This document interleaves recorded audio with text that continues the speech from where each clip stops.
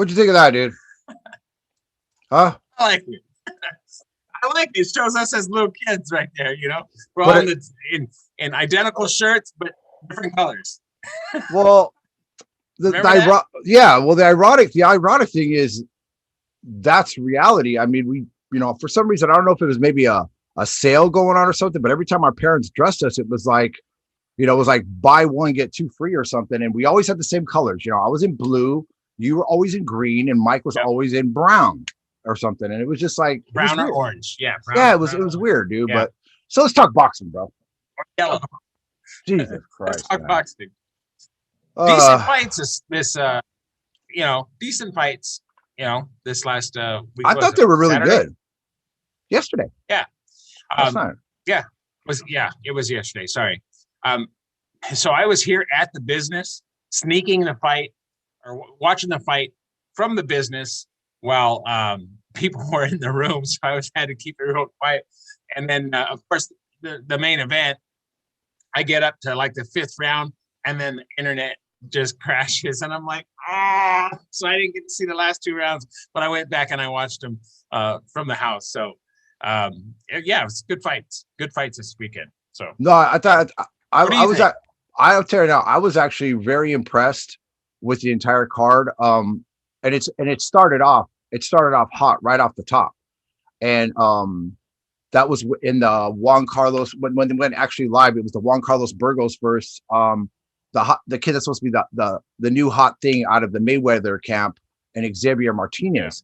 Yeah. I got to tell you, I'm not saying that Martinez didn't deserve the decision, but you got to take your hats off to Juan Carlos Burgos, a guy who at his age, a guy who's tried to attempt to win the world title twice.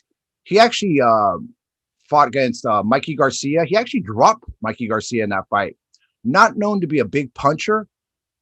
Whatever the commentators thought Juan Carlos Burgos was going to be in this fight, they were completely shocked because he showed a completely different dimension of what he was doing. He went right after the guy, Martinez, and the scores were just atrocious. I mean, they came back like 99, 91. I mean, basically gave every round to Martinez, which was complete garbage because he didn't deserve that. And then even Martinez, to just make me dislike him even that much more, he had this attitude like, well, I don't know why people are booing. Well, they're booing because it was a closer fight than this, and you completely disrespected the guy, Yeah. See, that's okay. So for me, a fight like that, I mean, here he is. He puts his heart and soul into his craft. He gets in there. Hey, and maybe he came up short. You know what I mean? But to disrespect the fighter and have the scorecard so one-sided, it's just kind of ridiculous. And it's a trend, bro. It's happening every single time we turn around. There's another fight where a guy's just completely being ignored. And the thing that was ironic about it was all 3 judges, you don't see this very often, all 3 judges had it scored exactly the same. Yeah. So it makes you almost think like, 2 of them were asleep and 1 of them did it, and then you just photostatic copy 2 copies. Who knows, But I think good things for Burgos, though. I thought Burgos was good. Yeah, and I don't know. I was actually thinking about this on the way here today. Is when you get those fights and somebody has really put everything they could into it, to come up short is one thing. But to come up short and be disrespected, it leaves a bad taste in the fans' mouths. I mean, it's just not right. And that right there, judges that are so screwed up like that, that's what's going to cause people not to want to watch the fights. It doesn't matter about, the fair weather fans that are first being introduced to boxing are probably going to get a bad taste in their mouth. Said, I'd rather watch something else. Hardcore fans, you know how we are. We'll watch it. We bitch, we complain. I'm never watching it again. Next thing you know, as soon as there's a fight on the next day, we're watching it. Let's go. Yeah. But Martinez was coming off of a life and death battle with Claudio Moreno, just before this fight, where he was dropped twice in the last round, and he survived that. I think that the game plan that was put in by Burgos and his team was absolutely right. They felt that Martinez might be damaged goods. They jumped on him from the get-go and stuff. I thought that Burgos, to me, I had Burgos winning. 3 rounds in that fight. Possibly 4 with maybe a couple swing rounds, but unfortunately he didn't get, the same respect from the actual judges there. So, but hats off to Martinez. It was a good victory for him. The next fight was former unified champion Daniel Roman. Yeah. And this is going to be an interesting lead into the main event, which was Brandon Figueroa and Lewis Nery. Went up against a very tough 23-year-old kid named Ricardo Espinoza. Yeah. Espinoza was just hard as nails. Yeah. Hats off to Daniel Roman. People could say whatever they want to say. Danny Roman will be the champion again, and we'll get into that later. Yeah. But there was a point in the fight where Espinoza was absorbing so much punishment, and Mike was texting me, and you had texted me a couple times, and he was like, man, at some point, some of these trainers, managers, my cousin working my corner, my cut man, whatever, they got to remember, especially a 23-year-old kid. And yeah, don't get me wrong. I mean, the guy, 23 years old, he's already got 28 fights under his belt, but you got to think about his health and his well-being and what he's going to do from this point. And he absorbed a lot of punishment. There was a point in the fight where I was like, I think it was around the 8th round. I was like, they got to stop this fight. Yeah. What'd you think? About that 8th round, that's about what I was at the fight. Then once he came out in the 9th, and he started to look, let the guy go out on his shield is kind of what I think. You know what I mean? Yeah, he's a young guy, but this fight proved to a lot of other people that this kid is for real. I mean, he gave up 5 inches in reach against Roman, 5 inches in reach, and he was right in the mix of it for a lot of it. So maybe he needs to take a step down, go down a couple of pounds and dominate down, because didn't he come up and weight for this fight? Yeah, he did. He actually originally used to fight at 116. He actually fought for the title against the kid from the Philippines, John Riel Casimero. Yeah. Casimero is a really, really talented. Yeah, didn't he lose in the 12th round or something? In the 12th round, but it was a close fight. But I mean, I'm telling you, it was there. And so I can see him going back down, and I think he'd do really well, but a little bit later, because he's got some knockout power too. I mean, how many he had? 15 or 20. So like that. Yeah, knockouts, he had quite a few knockouts. I mean, at the lower weight, going up and and then giving up 5 inches of reach. That was a stretch, But I mean, hats off to him, man. Because my hats off to basically anybody that's going to get in the ring, except Billy Joe Saunders. No, just kidding. Hey, speaking of which, last week, all right, I do respect Billy Joe Saunders in the fact that he got in there and he fought. And I don't know what his situation was with his eye, but to me, it just looked like he got hit that one time, and he actually felt a real punch for probably his first time in his career. And I felt the same way as you did. I mean, like I said, it for me, I don't care. I think even if he would have just got up, even just stood up and but he literally sat in his corner, and I read his lips. I don't know if you guys got to that part of my thing. I read his lips. He's like, no, I can't. I can't. And his trainer Ben Richardson said that Billy Joe didn't say that. It doesn't really, to me, honestly, it really doesn't matter. What's more the important part of that whole scenario was the punch that was landed by Canelo. I had talked to Mike about it. It's a technique I've noticed that Canelo's doing more and more. For myself, offside, yeah, for myself. Being a drummer and stuff, I run a lot. I do a lot of squats. I do a lot of work on my lower body to strengthen it. With muscle and strength and flexibility comes control. Yeah. So Canelo, when he threw that uppercut, it came from the floor. It was almost like he's doing a squat. And then if you notice, when you're pushing up, when you're doing squats, your legs tense up, the muscles. So it's almost like he's doing it in the same motion. It's the same situation as when you're boxing. You can hit hard by digging your toe in and flexing and turn your knee in a little bit and flexing your thigh. But it's a little bit. But you saw the end result of what happened to Billy Joe Saunders. It looked like it was definitely an orbital bone or something, but I wouldn't have let him continue myself. If I was Ben Richardson, I would have stopped it because that's a career-ending injury if it goes any farther. But I just, I've seen guys fight with broken jaws before. I agree.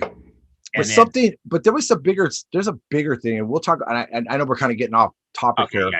Sorry, but real quick, and we could talk about it next one. We need to talk about the amount of orbital eye injuries that are happening in boxing. Something orbital bone. I know it's always happened in boxing, but it's happening at a much higher rate these days. Maybe it's something to do with the gloves. I don't know. When we go with Mike and we got some time, we'll talk about it more. But let's talk a little bit more about the. I've got something small to say right there. You know what it is, and it's just me. You get all these cocky guys, quite honestly. They get their hands down. They think they can do this, that. You know what happened in actually boxing? You know what I mean? Yeah. All this flash, and they're moving, and then all of a sudden they get caught. Well, guess what? Because you didn't have your damn hands where they should have been. I'm sorry. For me, I mean, I've never been a traditionalist when it comes to boxing. I come from the Nassim Hamed school of boxing and stuff. So, I mean, I'm one of those. But I mean, the thing is that I drunken fighter. Yeah, I like to see boxing evolve and do things. And, if a guy has that much confidence in his ability that he can leave himself in defensive at certain situations and still be able to, have the upper hand on his opponent, hats off to him. But let's talk a little bit more about Danny Roman. And where does this put him in the picture?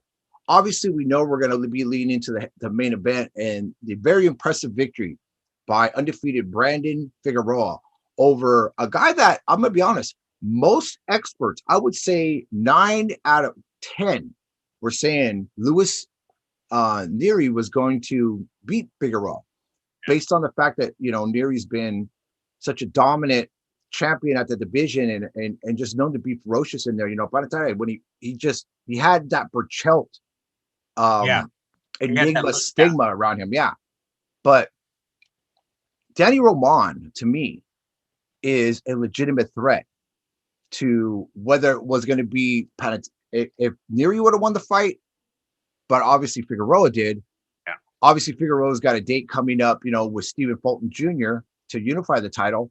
But I don't think anybody should be sleeping on Danny Roman. Danny Roman showed that he's still a complete package, and whatever affects him is something. Yeah, the thing that I didn't like about him though is he got hit a lot.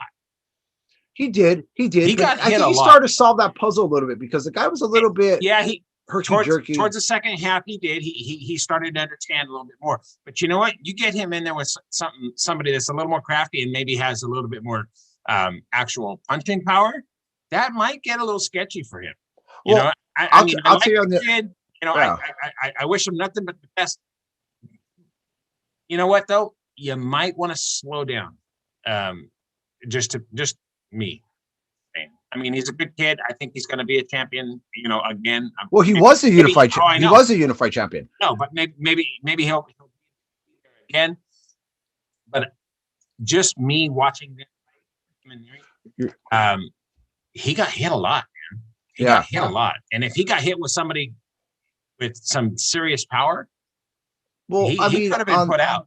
On the other end, though, Figueroa in his victory, he got hit a lot too.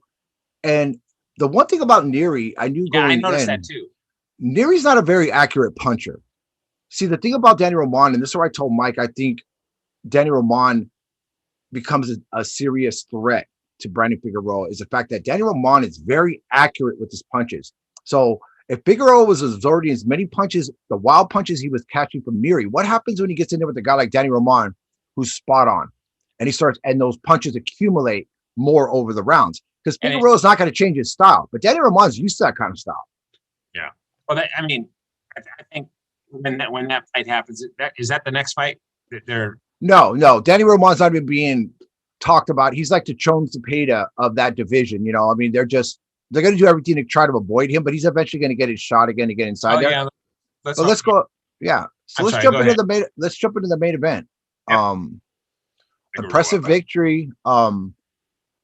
Shut down a lot of people. A lot of people who felt that Lewis Nery was going to go in there and just walk over Figueroa. Figueroa made a comment prior to the fight. He said he didn't felt based off of Nery's fight against Alameda, Aaron Alameda, which it went 12 rounds. Figueroa figured, Nery moving up from 117 to 120 to 121, he didn't carry that power. Well, you know what? I think Figueroa knew something, because I don't think he did either. There was a couple moments where, Nery looked like he was being a little successful, but that pressure just wore Nery down, and he caught up, and then Figueroa ends up catching him with a beautiful body shot in the 7th round. And Nery was looking for a way out. Hold on one second, brother. Hold on. I'm gonna mute myself for just a second, okay? So talking to fans, I honestly felt, and I was speaking with my brother, Mighty Mike, who's one of our co-hosts, that to me it started to look like, and this started to happen at about the end of the 5th, going into the 6th. It looked like Ludus Nery was starting to look for a way out. He was taking punches, with not coming back with anything significant at all. Brandon Figueroa, love or hate his style, love or hate the Figueroa family, whatever you want to say. He basically put together the right game plan. He knew he was going to be the physically bigger guy in the ring. But see, like guys like Sebastian Pandora, Brandon Figueroa doesn't fight like a tall fighter. He smothered Nery. He put his weight on him, a la, Tyson Fury, Deontay Wilder, and just kept this rate that I knew Nery wasn't going to be able to keep up with. And eventually you saw the end result. It's been a weird year of boxing. Yeah. Guys like Louis Nery, Miguel Burchelt, these are the type of guys that just didn't come up in conversations, because even some of the very good fighters in the division didn't want to take that chance, didn't want to have to go through that monster. Well, guess what? These monsters are falling left and right. Yeah. Very, very true. Very true. So, what do you think of that body shot that took him down, though? Well, I was saying that right now, right prior, when you left from camera. Sorry. Yeah. No, don't worry about it, bro. I said that around the 5th round, the end of the 5th round, going into the 6th round, it looked like Nery was just getting stuck in these spider webs on the ropes and just taking a lot of punches and stuff. And I was thinking to myself, what's coming back are just our punches. I think Mike agreed with me too. We were talking about it. He was looking for a way out. I think Louis Nery, and that's the thing is, and I told Mike, I know I keep using that similarity between Miguel Burchelt and Louis Nery. Let me tell you something right now, people. There is nothing similar about Louis Nery and Miguel Burchelt. Yeah. Louis Nery looked for a way out. He's not a tough guy. Miguel Burchelt is a gladiator. Yeah. That guy would have went out on his shield. Yeah, okay. I agree. I lost a lot of, I'm not going to say respect, but I don't see a big future for Louis Nery at 121 pounds. I think he's better off going back down to 117. Yeah, where he was able to be competitive, because let's be honest, if that happens, what does Daddy Roman do to him? And so many others. Obviously, so that's that. So let's talk about what's going to happen with Brandon Figueroa. Now, obviously, it was announced at the fight. We knew going into the fight, the winner was going to face the other champion, WO champion, and for the unified title, and it's going to be Stephen Fulton Jr. Going up against Brandon Figueroa. I think it's an interesting fight. I'm going to say something. Okay. Stephen Fulton Jr. to me is kind of he's kind of a puzzle, because in his fight against Angelo Leo, Angelo Leo's a tough guy, but he doesn't put the kind of pressure and doesn't have the kind of punching power that Brandon Figueroa has. He doesn't have the size either. Yeah. But Stephen Fulton Jr. to me just showed that, he's not the fastest guy. He's not the most fleet of foot guy. He's not that hard to hit. He's a little slick. He's got absolutely no punching power. I understand it's good to be confident, but he's making it look like I'm taking Figueroa because I think Nery was going to be, he agreed with, I think in the back of his mind with a lot of the experts, that Nery was a monster and Figueroa is just the heartbreaker. Well, you know what? I think it's going to be a rough night for Stephen Fulton Jr. I actually give the advantage to Brandon Figueroa going into this fight. If he fights exactly the same way he fought against Louis Nery, he makes Stephen Fulton quit sometime mid-round. That's what I'm thinking. I think it'll probably go a little bit longer than that. Maybe into the championship rounds. I don't know. But yeah, if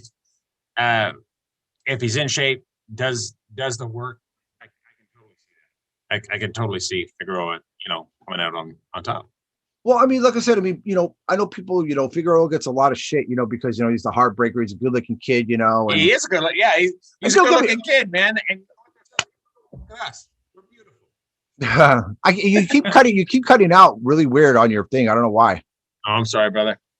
But I was gonna say is that but the thing about Figueroa, I mean, other than the fact that I'm not gonna say who told me, but he's probably just kind of weird. In my, in the back of my in the back of my mind, I was pulling for Figueroa in this fight, being the fact of what had just happened to his older brother Omar, and that devastating loss to oh my God, how do I not know his name? Your brain is like mine. I'm so tired today, man. You need a beer, man. Well, it doesn't matter. He, Omar ends up losing this fight, and I'm thinking to myself the whole time, I hope that his little brother doesn't come in and all of a sudden change everything and be weird like Omar did in his fight, because it was just kind of like Abel Ramos. Damn it. Oh, I knew it. But because to me, honestly, Abel Ramos is not a killer. He's not a top guy in the division. And it's sad because I'm going to continue to say it. I think Omar Figueroa had some type of a mental breakdown. Yeah. Possibly prior to this fight. That's what you were saying. I mean, sister into the ring and all, all that other weird stuff. Yeah. I mean, the guy shows up, and I'm not trying to get off the thing. I mean, this is all, I'm just hoping that Brandon can hold it together better than his brother Omar was able to. Because Omar was kind of thrusted into, I'm not going to say stardom, but he was starting to get out there, being a champion and stuff.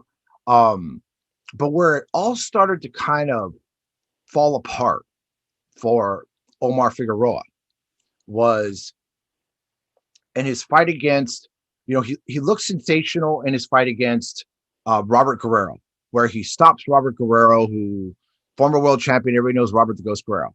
But it all kind of started to unbuckle for Figueroa after he took that time off, comes back, after well over a year, and gets in the ring with the Gladiator, John Molina Jr.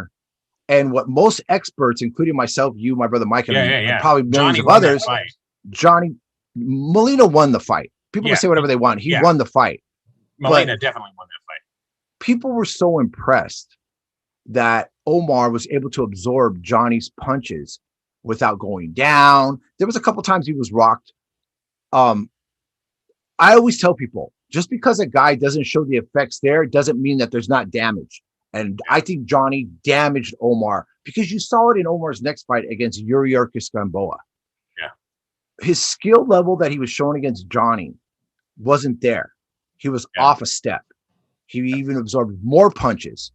And then, he loses that decision. And then he goes into the Abel Ramos fight and just completely, I don't even know what. I mean, how his trainer, if I was his trainer, I would have went nuts. What are we doing here? What is this? Because you can't tell me that Joel Diaz put that together. It doesn't make any sense. But I just hope that Brandon can hold it together better than his brother Omar. I wish his brother Omar the best. I know that him and his brother had differences in the past. Brothers have differences. It happens in life, But at the end of the day, you got to remember, and I think Omar, he said it best, that he didn't say he was doing it for his brother, but he knew that he had to step up and kind of like, ignite that flame again in the Figueroa family name after what happened with Omar in that fight. But Brandon's got to remember too, a lot of doors were opened up to him based on the fact of the success that his older brother Omar was able to do. Yeah. So, and you know what? Like you were saying, brothers tend to, have issues. They always do. They always will. I mean, I remember when we were kids. We fought like hell. We fought like hell. But I'll never forget the time that I hit you and you turned your head right at the last second and I shattered my hand. Remember that?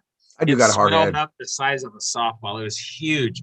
And what happened? Here I am still wanting to fight. And my brother saw my hand and he was like, that's it. Stop. And he took care of me. That's what brothers do. So Yeah. he needs to take care of his brother. You know what I mean? Yeah, that's very true there, bro. I mean, at this point, but hats off to Brandon Figueroa for an impressive victory, and those are the kind of things we love to see in boxing, bro. Yeah. You want to see people watching fights and people winning fights that aren't supposed to win. It kind of sucks when it's always the favorite winning, and lately it hasn't been that way. Yeah. So let's talk about obviously let's talk about some upcoming fights. Obviously we got coming on. So for a lot of people that may not know, which I'm pretty sure everybody pretty much knows, and I don't think anything's changed, and what's possibly going to be probably the biggest fight in history based on the gate and everything else that's going on for the undisputed heavyweight championship of the world has finally, the date's been set, the location's been set. It will be in Dubai. Tyson Fury, Anthony Joshua on my birthday, August 14th. Dude, how has that happened, dude? On my birthday. I'm not going. I'm not going. We're not going. You're going. No, I'm not going. Oh man, how's that happen, dude? I spent way too much time in the desert already. So I was actually thinking about, because of everything that happened with COVID. Yeah. I was thinking about by August 14th, things are really going to be settled down. We should be hopefully back into more of a normal routine. And I remember when I had this little birthday trip with a bunch of my friends, and we all went to Temecula, and we did a weekend out there. It was great, man. We had a great time. I thought, you know what, man, we'll get the party bus. Maybe we'll do that again. I've been aching to do something on my birthday for such a long time. And then what happens? They announced the biggest fight in history on my birthday. So guess what? Those plans are shut out the window. So I'm like, well, maybe the following year, if I make it another year, we'll see. But stop it. Stop thinking most when you go right. Just kidding. So what do you think about that fight, though, Eric? Who do you like? I mean, if you had it off the top of your head, who do you favor going into the fight between Tyson Fury and Anthony Joshua? Okay, first off, I don't like Tyson Fury. I just don't. I think he's a cocky. I just don't like it. Okay. But I'm talking skill wise, not just him. I'm talking like skill wise. I think he's probably going to take. I think it's. I mean, it's going to be a fight. It's going to be a knockdown, drag out fight. But I honestly think, if it goes to the decision, they'll give it. Yeah, your thing still keeps cutting out a little bit, bro. Your voice, your vocal. Yeah, better. How about better. now? Testing, better, yeah. Testing. 1, 2. You're good. Okay. You're good. I guess I got to get closer. I'm sorry. I got to tell you, I had this conversation with our brother Mike, and I've talked with a few people. And if you look at it on paper, Tyson Fury should be able to go there and do to Anthony Joshua what he probably in a much easier fashion than he did against Deontay Wilder. But see, I tell people, put the brakes on. Hold on a second. Styles make fights. So here's my take on it. Tyson Fury was able to use tactics against a guy in Deontay Wilder who's a hard-hitting fighter with athletic ability, but he's not a pedigree. He's not a gold medalist like Anthony Joshua. Anthony Joshua has an extensive amateur record. He's been a pro for a while. He's very well schooled. He shows his limitations, obviously with his chinny chin and a few other things and stuff. But the one thing about Anthony Joshua that differs from Deontay Wilder is his physical presence. They're both equally, it's about the same height. But Anthony Joshua carries more like a heavyweight. So those bulldog tactics that Tyson Fury was able to use against Deontay Wilder won't work against Anthony Joshua. Yeah. Anthony Joshua can probably bench press Tyson Fury. He's a physical specimen. As far as speed goes, between Wilder and Joshua, who's faster? I think Joshua's faster. Joshua's the faster fighter, but I think he'll need that in the fight. Well, Deontay Wilder is a harder hitter. But see, here's the thing is, Tyson Fury, he tends to do this, what I call the pop and jab slap, pop, jab, slap. So, pop, jab, slap, or whatever like this. But you see, against a guy like Anthony Joshua, and I noticed it in his fight against Bullock, he's a very accurate puncher when he wants to be, and he does have power. You know, he's dropped the majority of the people that have been in the ring with him and stuff. Even Andy Ruiz, who ended up beating him in that one fight, he dropped Andy Ruiz. You know, credit to Andy Ruiz for getting up. But I'm gonna tell you something right now. If Tyson Fury thinks he's gonna go in there and use that same tactic he did against Deontay Wilder, it's gonna be a long night because he may be able to outbox Anthony Joshua, but but it just depends because you don't know if Anthony Joshua is in good shape, better shape than than some people are led to believe.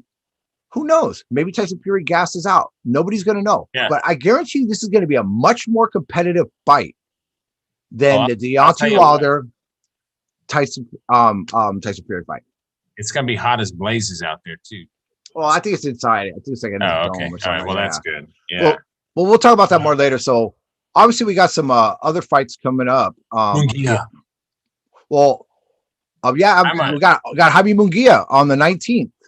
The 19th, we got Jaime Munguia. 19th. I'm praying that Mikey's going to get us a ticket because I'm ready to fly out.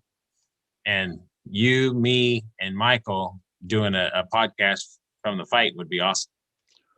Oh, I tell you right now, I'm going to be. I'm going to hopefully try to get to the Nonito Donaire fight in a couple of weeks. He's going up against. Where's that going to be? Over in Carson, where the fights were last night. Yeah. And I'm going to take my wife. And she's going to do some Filipino translating. There, very cool. So it'd be kind of cool.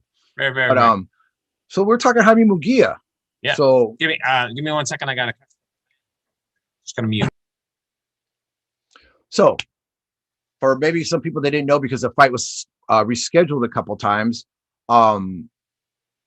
As far as we know right now, Jaime Munguia is going to fight against Selecki on the 9th. I don't think it was the 19th. Can't be the 19th. I can't confirm the exact date, but it looks like the Selecki fight is back on. I'll let Mike confirm the dates and stuff just to make sure I don't give wrong information out there. The 19th, isn't it? The 19th. Well, today's El Paso. The 19th of next month, though, right? June 19th. Yeah, that's it. June 19th. June 19th. So, June 19th, El Paso, Texas. Jaime Munguia against Selecki. It's an interesting bout because I'll tell you something right now. Once again, Jaime Munguia is taking on a guy who's not, hot dogs and beans. I mean, this is another guy who's fought for a world title. He was unsuccessful in his world title shot, but there's not a whole lot of choices out there right now for Munguia. I don't see the Charlos biting at the bit to jump in there with this Tijuana tornado. I don't see aging Gennady Golovkin willing to get off of his rocking chair and step up and get in there with this Tijuana tornado, amongst others.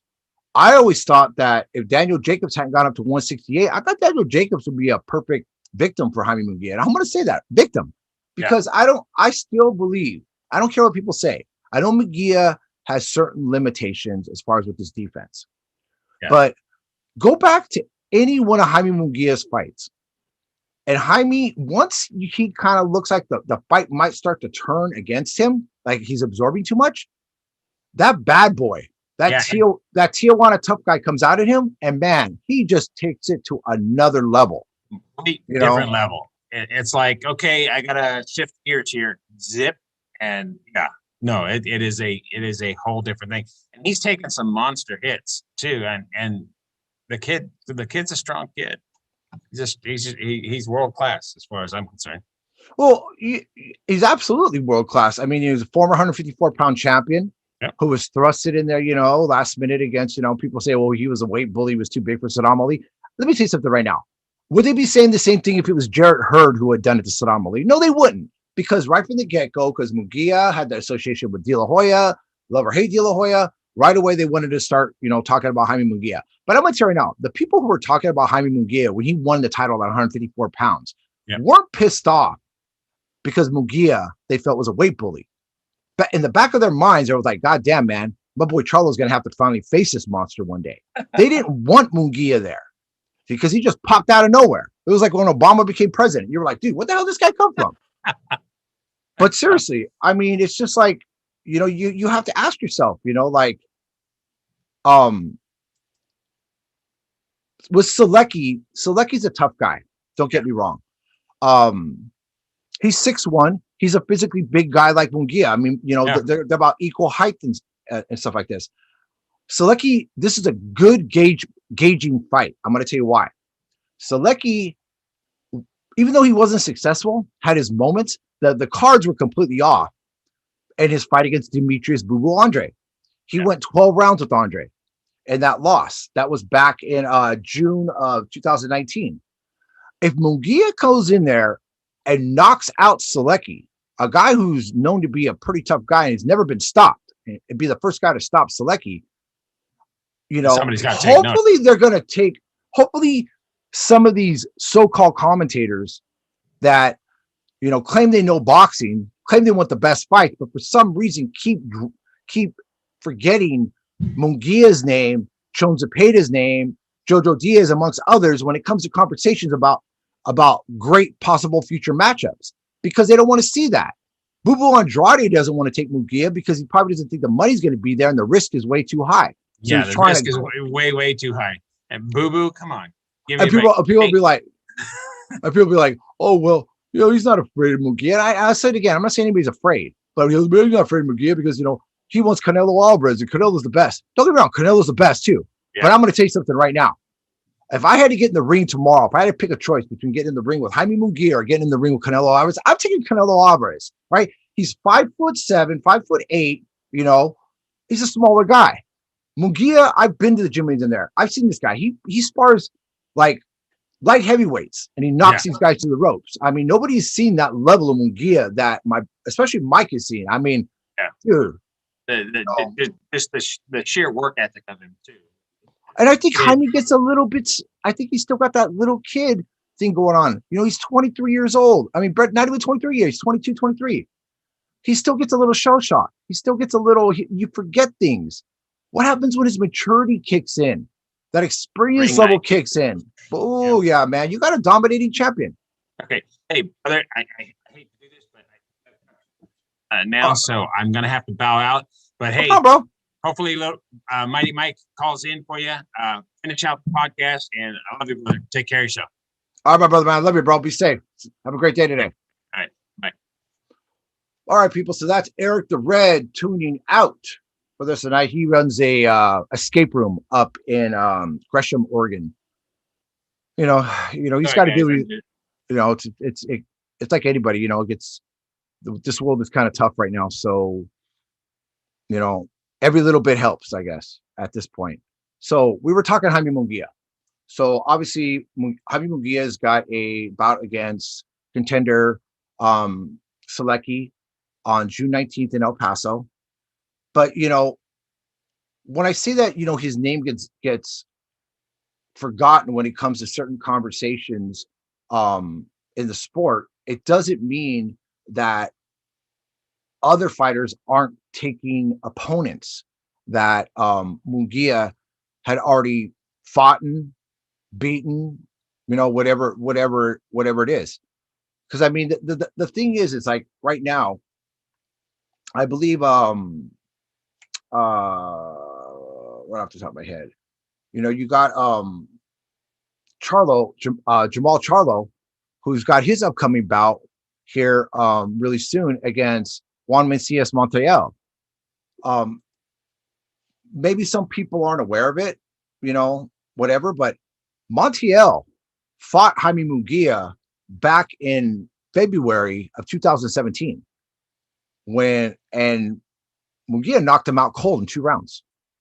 So if Montiel goes in there and he's more successful against and is able to hang around much longer, or even possibly, extend Charlo the full distance or whatever, or shock Charlo, this says a lot about Munguia and where he's at in the middleweight division. He's not taking the easy road. Guys like, Spike O'Sullivan and Turiano Johnson, these are not the kind of fighters that when a manager is talking to his young fighter and they got their promoter in there, these names don't get popped up. These are the guys that they kind of turn the page on because, the risk exceeds the reward. So I honestly think it's going to be a good night for Munguia once again. But it's at that point where you got to feel like you almost feel like what's going on in the middleweight division is happening in so many other divisions. You got champions out there that are just keeping these titles hostage in a sense. And when I look at the 160-pound division, obviously the first name that people talk about is Gennady Golovkin. But at 39 years old, let's be honest, Gennady's seen his better days. His best days are behind him. I know he's still hoping to get that, that triple crown. He wants that fight against Canelo. He wants to go out, hopefully, beat Canelo and even that up because, he's got the draw and he's got the loss. I don't care how people see it. I'm just going by how it officially ended. But in the lead up, I just don't think Gennady's done himself any credit. He hasn't prepared himself for a fighter like Canelo Alvarez, much less a fighter like Jaime Munguia. And I think at some point, the International Boxing Organization, the International Boxing Federation, and them, they're going to eventually, I think, try to push Gennady to not take on another, Cisa Menda or Steve Rolls. In the one fight that Gennady fought against a recognizable name, I'm going to say, but still a guy who was very inexperienced as far as being a pro, even though he was an amateur pedigree, and that was Sergey Derevyanchenko. And Derevyanchenko, for the most part, a lot of people felt Derevyanchenko won the fight. I personally think Derevyanchenko won the fight. He hurt Gennady on a few occasions. Gennady did drop him in I believe it was the opening round. But Derevyanchenko is not what you would consider a natural middleweight. To me, he looks more like a 154-pounder. Jaime Munguia, on the other hand, doesn't look like a middleweight either. He looks to me like he could be almost a light heavyweight. So we're going to see if something like that happens. Right now, I know Munguia, he's the type of person, he's only going to be focused on Seki. It's unfortunate because Gennady doesn't understand that the years are rolling by and he's waiting for something. And Canelo's, honestly, I think his dance card's already full. I think he knows exactly what he wants. He wants Caleb Plant. He's going to unify, and then he's going to go after something dramatic. He might go up and take on Bivol at 175. Who knows? Nobody knows. But for Gennady to keep waiting, but it's not just Gennady hurting his career. He's hurting others' careers because there's a slew of guys out there waiting for their opportunity at that title. You got Gennady Golovkin. I mean, if you look at it right now and just the top four people, you got Gennady Golovkin, Jamal Charlo, Demetrius Bubu Andre, and Jaime Munguia. From that point, you got Chris Eubanks, Ericse Lara. It goes down. It's thinning out a bit. But eventually, those guys are going to have to get it on. It's going to have to happen. It's happening in every division. We saw what happened in the Brandon Figueroa fight last night. They're going to unify that title. Same situation happened with Lomachenko and Teofimo Lopez, even though, Teofimo ended up acquiring all the titles. He didn't earn all the titles, but that's a whole other story. So these are the things that they're trying to do right now. They're trying to unify more and more of these titles. We got Josh Taylor and we got Ramirez getting ready to get it on here really soon. With guys like Chon Zepeda and Regis Prograis waiting in the wings. So, I mean, boxing's heating up. Boxing's at a good point right now. The hardcore fans know that the possibilities and the fights that we have coming up, it's just going to get better and better. We don't care about what's going on over at that Circus Sideshow with Thriller. You don't care about Mayweather and, you stole my hat and I want this guy. I'm going to say it and I'm going to continue to say it. For a guy who's loved boxing and been a boxer, boxing's always been a part of my life, but the better part of my life. And the people that I've looked up to in boxing from the beginning to the end, for the most part, still respected the sport of boxing. They weren't that Michael Schenker, that guy, that musician who frowns on the future because he doesn't want to give up his spot in history. Well, that's not how the great boxers were. Guys like Mike Tyson, Salvador Sanchez, Ray Mancini, Alexis Arguello. You can go on and on and on and on. These are guys that didn't care about giving up their place in history for the next, Carlos Zarate or whatever it is. But the point is, these guys, it's like, so now you got Floyd Mayweather, who still claims to be the best ever, which he's not. I'm going to tell you something right now. Hands down. Don't get me wrong. Just because you end your career with a 50-0 doesn't make you the best boxer, best fighter in history. Okay? You got to look in the means in which you did it. You didn't ever took that big risk. You never did those things. They'll be like, oh, well, he beat Canelo Alvarez. Yeah, you beat Canelo Alvarez when Canelo Alvarez is still, green behind the ears. That was an older version of Canelo Alvarez. A 2021 version of Canelo Alvarez ends you not only in the boxing ring, but probably in life.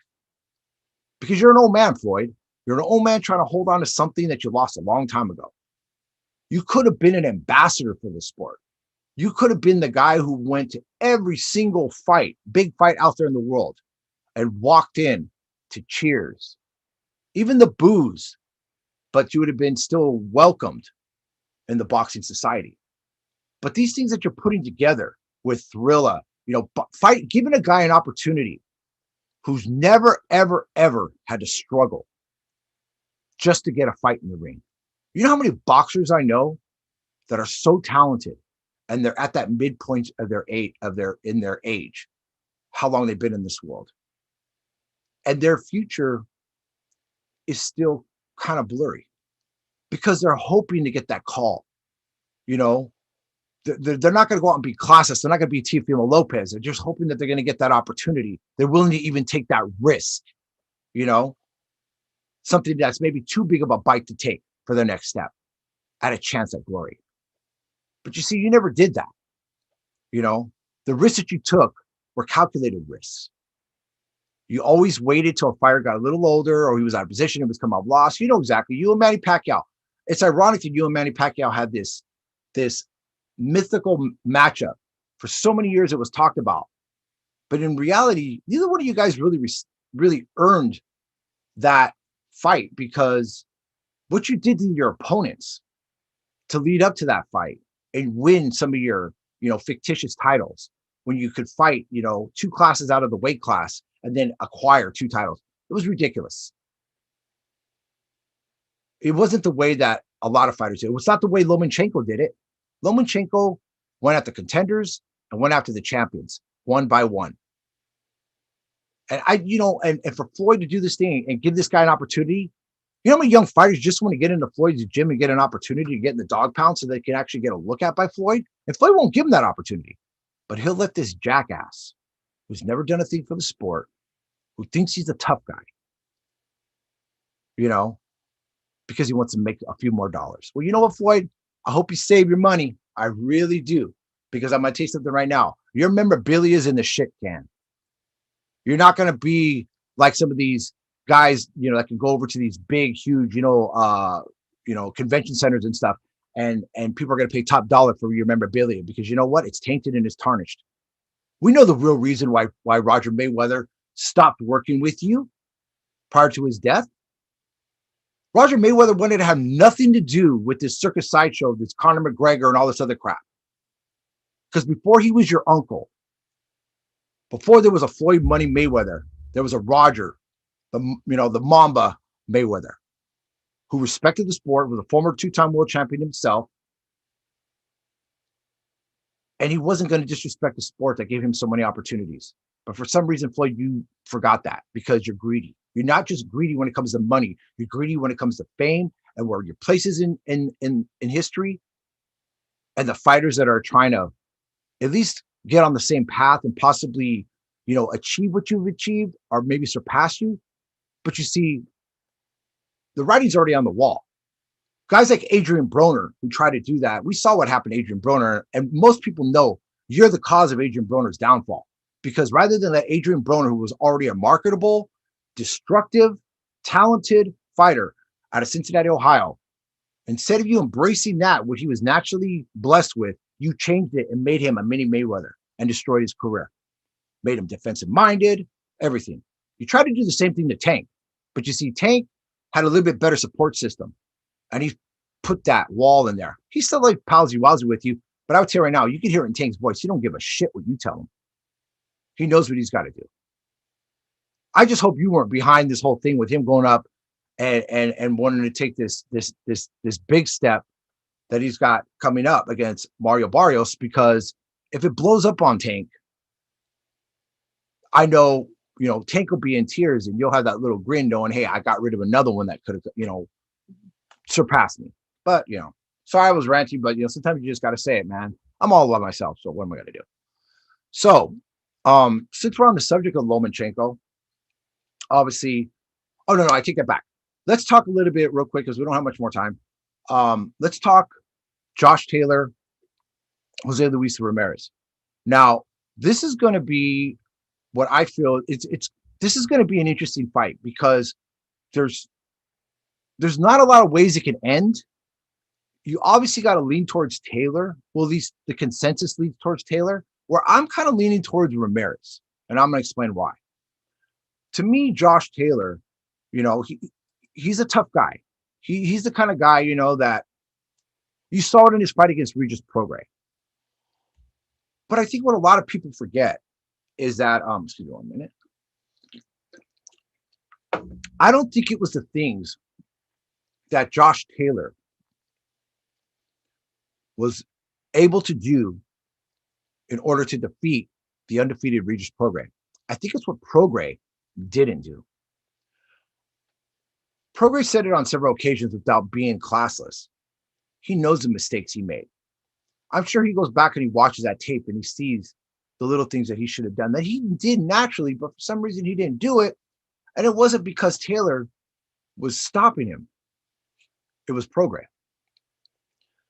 Where I think Ramirez has the bit of the advantage is you look at, Josh Taylor and his record.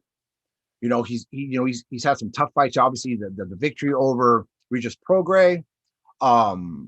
He went 12 tough rounds with Ivan Baranchek, who everybody saw, fight of the year against when he got knocked out against Chon Zepeda. Victor Postol, a couple fights, and then it just kind of drops off.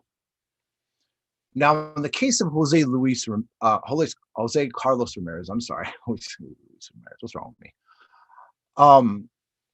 You see a different ring resume.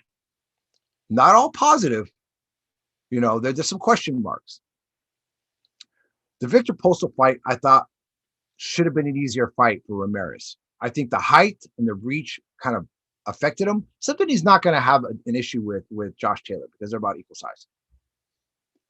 The Maurice Hooker fight was a fight where I thought Ramirez really separated himself and said that he is a legitimate champion in that division. Because based off of what we just saw, Mo Hooker do recently and stuff, against Virgil Ortiz, you see, Hooker is not a guy who you're just going to walk over. The big question mark comes from his biggest threat, his arch nemesis, his Lex Luthor in Jose Chon Zepeda. The knockout power that Zepeda possesses, believe me, is in the back of the mind of Ramirez. Ramirez knows even if he's successful against Josh Taylor, he's only got two options. Face Zepeda in a rematch in a fight that a lot of people, the consensus feels Zepeda won.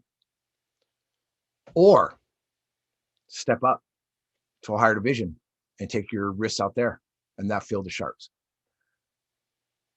I look at the two fighters between Ramirez and Zepeda. If they were to able to get, if Ramirez is successful against Josh Taylor, is this the same Jose Chon Zepeda that Ramirez fought back in February 2019? No, it's not. This is a different Chon Zepeda. Chon dug deep in his victory over Ivan Baranchek. He found a new level. I think for the first time, maybe in his entire fight career, Chon actually saw himself as a fighter. And that knockout is just an example of what happens when Chon Zepeda wakes up. And Ramirez knows this. And that's why they're going to try to do everything they're going to do to avoid them. That's fine then. Chon's not going to be a Gennady Golovkin and chase you like Gennady chases Canelo. It's not going to happen. He'll just take on whoever wants to be, possibly a Regis Prograis for the Viking title, whatever it is. I love that matchup. I actually like that matchup more than I like him fighting Ramirez, but it is what it is. I think Ramirez's resume against fighting guys like Victor Postal, Mo Hooker, Jose Chon Zepeda, Antonio Orozco, Iman, he's fought the better, tougher guys. He's fought a more collected crew of lefties, righties, fast guys, knockout artists. Josh Taylor hasn't had that. With the exception to Regis Prograis, it's pretty thin. I think that if Ramirez is able to fight the way he's fought, don't change a thing. You don't see that. That's one of the biggest mistakes I think a lot of boxers make. They watch film on a fighter and they start changing things. Now, obviously, you can change little things. If the guy's got a great uppercut, you have a tendency to kind of, after you throw your jab, you leave your chin out a little bit. Yeah, work on things like that, so you don't make it easy on the guy. But if you've been successful doing something for so many years, why change it now? A la Omar Figueroa. Didn't make any sense to me that all of a sudden he decided he was going to change all this stuff. But I think that just the overall pressure and the punch volume that's going to come from Ramirez is going to kind of like what happened to Luis Nery last night against Brandon Figueroa. It's going to wear Josh Taylor down. Josh Taylor's not a knockout puncher. He's a tough guy. He's got a decent punch, but he's not a huge punching guy. He's not what Ramirez. Let's just say this. I don't see Taylor doing anything as far as a knockout against Ramirez, being the fact that Ramirez has been in it with possibly the biggest punching guy in boxing right now on Jose Chon Zepeda. And he took some huge punches in that fight. Maybe he didn't take that Baranchik bomber, but he took some big punches. So, I mean, welcome back, bro. So, yeah, I'm yet? Huh? Did Michael call in yet? No, he actually didn't. You know what time we are on the one thing right now? How far are we into it right now? It's 5:59. It's basically 6:00 now. So I don't know, what time do we start? We start at 5. So, yeah, we'll still go for a little bit longer. So what I was talking about, bros, I was talking about the how a lot of people are feeling that Ramirez is going to be on the short end of the stick against Josh Taylor, based on the fact that Josh Taylor, with his victory over the highly touted Regis Prograis. What I try to say in that was, it wasn't so much what I felt Taylor did in order to win the fight. It's what Prograis didn't do. And like Chon Zepeda and his loss to Ramirez, which I felt Chon won, those errors have already been corrected. So what can Taylor do extra to stop Ramirez and what Ramirez is going to do? Because if he's going to make it a firefight, he's going to lose that. He's a little bit of a boxer, but he's not the sickest guy, but he takes a lot of punches.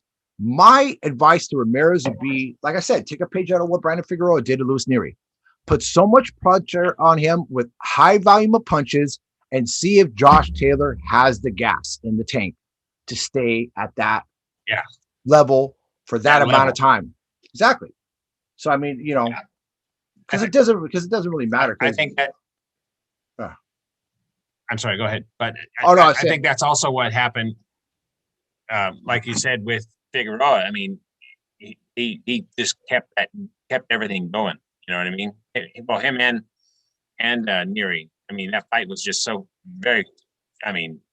balls to the wall for a long time. You know what I mean? Well, that's why it was so comical for Nery me. Just, listening to that broadcast team on Showtime. Steve. I just whatever, mute it now. Whatever that guy's that's never put a box going in his life, and Al sell out Bernstein and stuff. They couldn't see all the years that Al Bernstein did on ESPN, when I used to love and respect the guy, okay? He completely forgot that stuff. And I'm not even going to talk about the stories I know or what I've seen. But the bottom line is, he doesn't even watch the fight. He's too busy doing other crap. And the thing is like, he couldn't see the reason why Figueroa was fighting that way, because they told themselves, I'm not going to box this guy at a distance and use my height and my reach when this guy's got a punch. And we're not sure if he brought that punch up with him in weight. But if I give him that distance and if I put myself out there to dry, who knows what happens? let's just hang on this guy like wet laundry, throw a bunch of punches and see if he can keep up with me. Since I broke the record in the division, the world record in the division, let's see if he can handle this. And it did, and it worked. Yeah. Simple. Yeah. Simple. Yeah. So and he wore him down to the point where he was gassing, and then in those then he separated just a bit. And anyway, I'm going to tell you something right now too, bro, that I figured out in that fight. Take a hard look at Louis Nery and his demise in that fight. I'm going to tell you why. The lead up to that fight, the confidence, maybe not the disrespectful angle of the confidence guys like Teofimo Lopez and Devin Haney and others have shown, but that same arrogance of like, I'm unbeatable. You see what happens when a so-called tough guy gets put in a tough situation. They bow out. This trend will not end with that fight. You will see this eventually when Teofimo, amongst others. You got Devin Haney, who's got a big fight coming up against a guy who looks great, and Jorge Linares. Now, people will say, oh, Linares is yesterday's news, which is funny because prior to the Devin Haney fight, everybody was saying Linares is washed up. He gets in with Devin Haney. Now, all of a sudden, everybody's saying that, it's the resurgence of Jorge Linares. It's all marketing bullshit. But I like Linares. I mean, like I said, Devin Haney's another one who I just don't see what everybody else is seeing, but I know it's no different than what this world's trying to make us see. And we know it's not real. We know what's real and what's not, You're not going to tell me that's not a door and I got to see a doorknob on it. If it's not a door, then I'll make my own door. It's the way it is. But exactly. Yeah, it's just, that's funny. It's true though, bro. It's we've been known to make our own doors here. You, me, Michael. You have to. You got to push through adversity, and all three of us have. That's the beauty of we can talk because we've been through the crap. You know what I mean? We've had that hard life too. Well, we're guys have always been passionate about the things that we do in life, and we've never been selfish with our time. We spent the better part of our life. We're not playing football. We coached and owned teams and helped guys move on to other levels and just give them another opportunity to play something when the mainstream media tells them after your college days are over, you're done playing football. And I always hate when people say that. It's like, what, you telling me what, am I banned from playing football at this point? Yeah, but you can't go out and throw the ball around. And then being musicians for the better part of our life, doing that, and then boxing.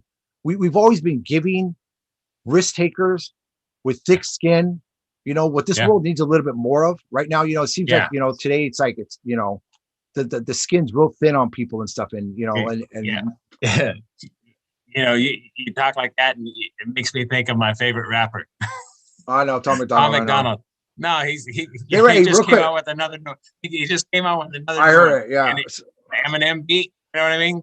Stan's Revenge or whatever. Well, it kind of shows you how the world does things, because when his song came out, they spun it. They thought it was going to be a diss on Eminem, and it's not. Yeah, it's not. It's like homage. How being in your shot. Yeah, it's an homage. But the thing is, it's like change is going to happen in everything. Yeah. Boxing is changing. MMA is changing. Rugby's changing. Football's changing. Not always for the better. Yeah. I think that the one thing that separates boxing from so many other sports is the fact that boxing is that one thing that something dramatic is going to happen. Now, don't get me wrong. MMA has their things, but it's a different level, because let's be honest. How many guys, and I'm going to tell you the difference between MMA and boxing and why MMA's got a long ways to go in order to capture that, what I call, that rust, that aged feeling you get when you're sitting there with your brothers and your buddies and you got the beer and the pizza and the big fights coming on, is the fact the fighters themselves are sometimes a future extension of what their fathers were. How many times do you see a son like Tim Tszyu, who is fighting now, and he's captured the interest of the ones who loved his father back in his heyday? Yeah. Well, there's even other examples of people that go on even farther than that, that go on even more generations than that. And that's the difference. It's the lineage. It's the fact that it's almost like horse racing. How many times have we been at the track and we'll see a horse come in and Mike, always knows everything about their breeding. Hey, he does. that, that horse over there is from, looking at Lucky. And I'll be like, oh, dude, you're kidding me, dude. It's like, right away, I'm going to bet on it because I won so much money on looking at Lucky. I'm going to go with it. Yeah. But that's what boxing has that MMA doesn't have, unless, lineage. they did a time machine and Royce Gracie's pumping out a lot of babies right now from the original MMA days back in, when it started and shit. But, I don't know. Crazy. So I think that horse races, man. I got to get back down to California running. Have another credibility night. You know what I mean? Remember that? I got a funny story for that. We'll end the night on your credibility. Right. Your credibility. Credibility. Okay. So some years ago, we were over at Santa Anita. My brother comes down there, and we go down to the stables because my brother Mike knew Dan Hendricks, who used to train Brother Derek. So we went down there and we're looking at the horses and stuff, Brother Derek and all them, and great horse. And my brother Eric right here, he catches the eye of this horse that's getting ready to race named Credibility. But First race. And this horse is known to be really ornery. But for some reason, this horse was fixated on my brother, like almost like trying to let him know, like, hey, better put some money on me, dude. I know what's going on, So Eric was. So hold on, Credibility. He had his head bowed down to the wall, and he was just looking at the wall, and he was kicking the other side of the wall with his rear legs, just yeah, he was getting himself in the zone, dude. And I asked, I said, what's wrong with that horse? And he says, well, he's never raced. It's his first day. He's gonna race. So I walked over there. He said, and Dan Henderson says, be careful. And so I walked over there, and the horse just came up really fast and got his face right next to mine. I mean, I was back away where he couldn't bite me or something, but I just looked at him and I stared at him. He stared at me. That was weird. And I said, thought you guys were going to kiss or something, dude. You're going to win, aren't you? And he's like, I said, you're going to win, aren't you? So we're running out of time here, but to make a long story short, my brother ended up winning a boatload of money.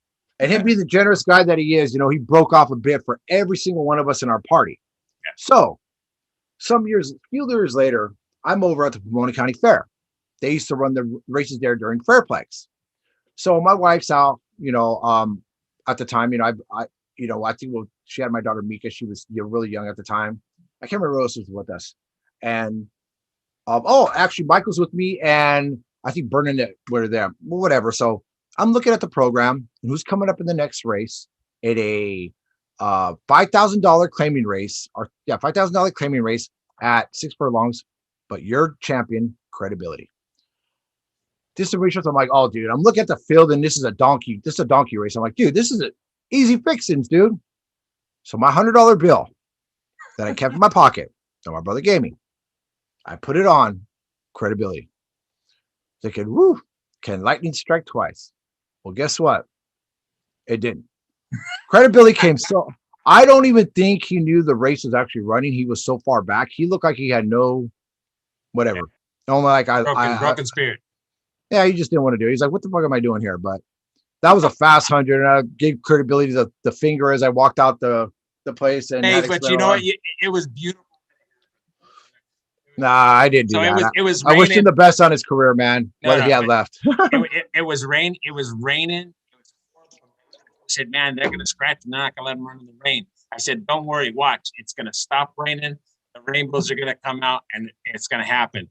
Not 5 minutes before the race, it stopped raining. A flipping rainbow landed on the gate where they're going to run out of.